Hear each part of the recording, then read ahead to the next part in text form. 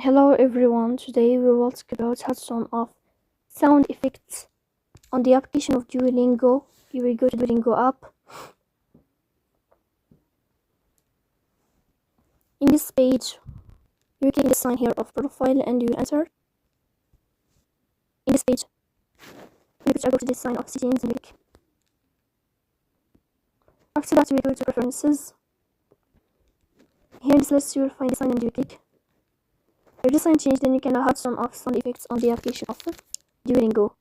So that's all. Don't forget to support us by like and subscribe. See you next time and thank you for your watching and your attention.